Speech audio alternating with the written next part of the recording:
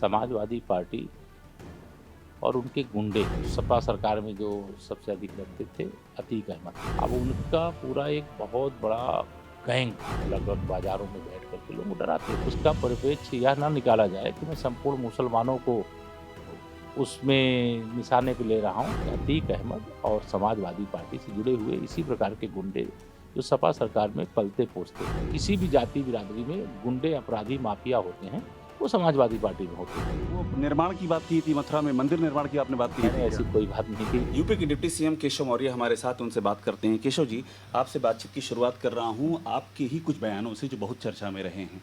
जैसे कि अभी जो आप प्रयागराज गए थे, व्यापारियों की सभा में आपने बयान दिया और आपने कहा कि लुंगी और जालीदार टोपी वाले, तो उसको लेकर के काफ़ी तूफान उठ खड़ा हुआ है। आप क्या बताएंगे कि आप क्या कहना चाह रहे थे, आपका इशारा किस तरफ था?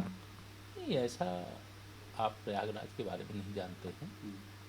समाजवादी पार्टी और उनके गुंडे और प्रयागराज की जनता यह सब कुछ जानती है किस प्रकार से एक शांत पूर्ण, एक तरह से कहिए प्रयागराज जैसे स्थान को अशांत करने का काम किया गया। पूरा प्रदेश अशांत था, लेकिन वहाँ पर विशेष तौर से समाजवादी पार्टी के उस समय सांसद थे, विधायक थे और एक प्रभाव सपा सरकार में जो सबसे अधिक रखते थे अतीक अहमद थे। अब उनका पूरा एक बहुत बड़ा गैंग था। वह इसी स्वरूप में प्रयागराज के अलग अलग चौराहों पर, अलग अलग बाज़ारों में बैठ कर के लोग डराते थे। लुंगी और जालीदार टोपी में। मैं वो तो बोल ही चुका हूँ मैं आपको। तो डराते थे, तो वह बात मैंने व्यापारियों के सामने याद दिलाई। तो जो मैंने याद दिलाया, कोई ऐसी चीज़ नहीं मैंने कही है कि जो वहाँ नहीं होता रहा है, लेकिन उसका परिप्रेक्ष्य यह ना निकाला जाए कि मैं संपूर्ण मुसलमानों को उसमें निशाने पे ले रहा हूँ। जो ऐसे अपराधी हैं जो लोगों को सताते हैं, ज़मीन मकान पे कब्जा करते हैं, बहू बेटियों के साथ अपमानजनक घटनाएं करते हैं, उन सब के बारे में मेरा बयान था। तो आपने क्या कहना है, अतीक अहमद के जो गुंडे गुंडे हैं उनके लिए आपने बयान दिया, उनके संदर्भ में? नहीं, अतीक अहमद और समाजवादी पार्टी से जुड़े हुए इसी प्रकार के गुंडे जो सपा सरकार में पलते पोसते हैं। उसको रीड ये किया गया कि आप एक धर्म को टारगेट कर रहे हैं, आप मुसलमानों के खिलाफ बोल नहीं, रहे हैं। कोई भी धर्म हो, कोई जाति हो, वह संपूर्ण जाति अगर कहें, श्री अखिलेश यादव जी कहें कि वो उनकी बिरादरी पूरी उनके साथ है, तो वह गलतफहमी में है, क्योंकि यदुवंशी भी हमारे साथ बड़ी संख्या में है। लेकिन जो किसी भी जाति बिरादरी में गुंडे अपराधी माफिया होते हैं, वो समाजवादी पार्टी में होते हैं। मैंने उसका उल्लेख किया था। दूसरा एक आपसे और पूछूंगा कि मथुरा का जो आपने जिक्र किया, अब मथुरा की बारी है, वो बड़ा चर्चा में रहा और इसलिए चर्चा में रहा क्योंकि वहाँ पर एक चेतावनी दी गई हिंदू महासभा ने कि हम 6 तारीख को एक घटना करेंगे। उसके पहले आपका बयान आया ये। देखिए, 2022 के विधानसभा चुनाव में हम 300 से ज़्यादा सीटें जीतने जा रहे हैं। Samajwadi party, Bahujan Samaj party, Congress party और जितने भी जो राजनीतिक दल हैं, ये सब एक हो जाएंगे, तब भी भारतीय जनता पार्टी प्रचंड बहुमत के साथ उत्तर प्रदेश में विजय प्राप्त करेगी, फिर से सरकार बनाएगी। और लोग सुशासन में जिए हैं और सुशासन में ही जीना चाहते हैं। विकास होता हुआ देखें, विकास होते हुए देखना चाहते हैं। रोजगार के अवसर पैदा किए गए। विकास ही आपका एजेंडा, आप ये कह रहे निश्चित हैं? तौर से हमारा एजेंडा विकास है। तो वो निर्माण की बात की थी, मथुरा में मंदिर निर्माण की आपने बात नहीं, की मैंने थी ऐसी क्या? कोई बात नहीं की। आपने या तो सुना नहीं या तो पढ़ा नहीं। अच्छा, एक सवाल आपसे और कहूँगा। अभी आज अखिलेश यादव थे, उन्होंने आप पे टिप्पणी की है, वो आपसे सवाल लूँगा।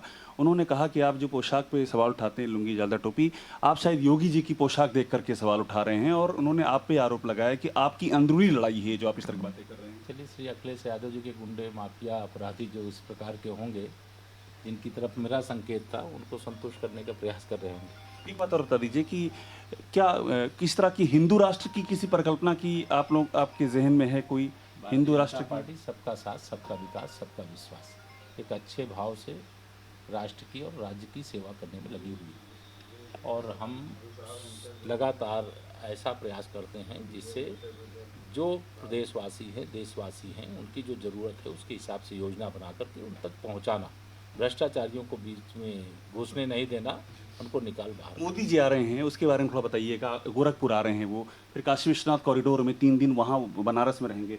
तो मोदी फैक्टर को आप किस तरह से देखते हैं इस चुनाव में? लेकिन नरेंद्र मोदी जी तो विश्व के सबसे शक्तिशाली, प्रभावशाली, लोकप्रिय नेता हैं और भारत के तो हैं ही, लेकिन उत्तर प्रदेश से सांसद के रूप में और सांसद के बने तब प्रधानमंत्री देश के बने हैं।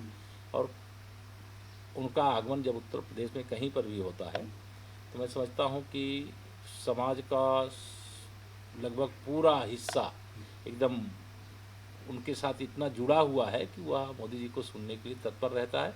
वो क्या कह रहे हैं वैसा करने के लिए तत्पर रहता है। तो आपका विनिंग फैक्टर है मोदी जी में, अगर बहुत ही एक लाइन में अगर पूछूं तो? निश्चित तौर से माननीय नरेंद्र मोदी जी हमारे सबसे बड़े नेता हैं, सबसे बड़े चेहरा हैं और उनका आना भाजपा के लिए संजीवनी रहता है। और उत्तर प्रदेश में उनके सांसद होने से हम लोगों का गौरव बढ़ता है। एक बात और बता दीजिए, ये जो आप अखिलेश अली जिन्ना बार बार कह रहे हैं, इसके पीछे क्या है आपका?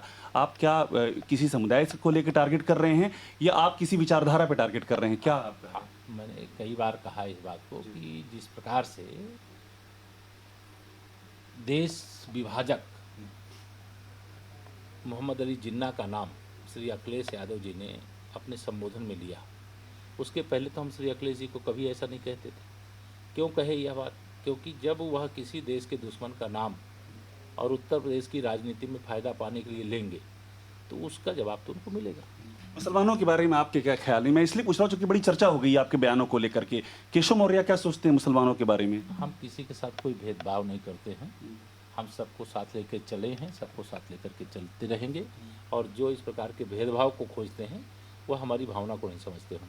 और सब एक बर्क साहब ने एक जो आपके बयान पर टिप्पणी की, उन्होंने कहा कि मुसलमान बड़े आक्रोशित होंगे, उनको उतरना पड़ेगा। वो समाजवादी पार्टी के सांसद हैं, आपने जो मथुरा का बयान दिया उस पर उन्होंने ये टिप्पणी की। जब समय आएगा देखिए। विकास ही आपका एजेंडा रहेगा इसमें? श्योर है? विकास ही हमारा एजेंडा है, मुद्दा है, लक्ष्य। केशव मौर्य जहाँ जा रहे हैं वो विकास को ही आगे रख करके बात कर रहे हैं। लगातार पत्थर लगा करके, सड़क बना करके, तमाम परियोजनाओं को जनता को सुपुर्द पर करके चर्चा हुई है आपकी लुंगी और उस टोपी, जालीदार टोपी वाले बयान की। जिनको चर्चा करना करने दीजिए, लेकिन जो पीड़ित हैं उनके सामने जब हमने बात कही है तो हम जानते हैं। हम तो प्रयागवासी हैं, आप तो प्रयाग के नहीं हैं। यही सर्वे करिए, वहाँ पूछिए। पढ़ा हूँ इलाहाबाद विश्वविद्यालय से। तो आप पढ़े हैं तो कितने चौराहे लुंगी छाप थे आपको मालूम होगा। चौराहे लुंगी छाप थे, इसका आशय? जो मैंने बोला है उसका वही अर्थ। शुक्रिया।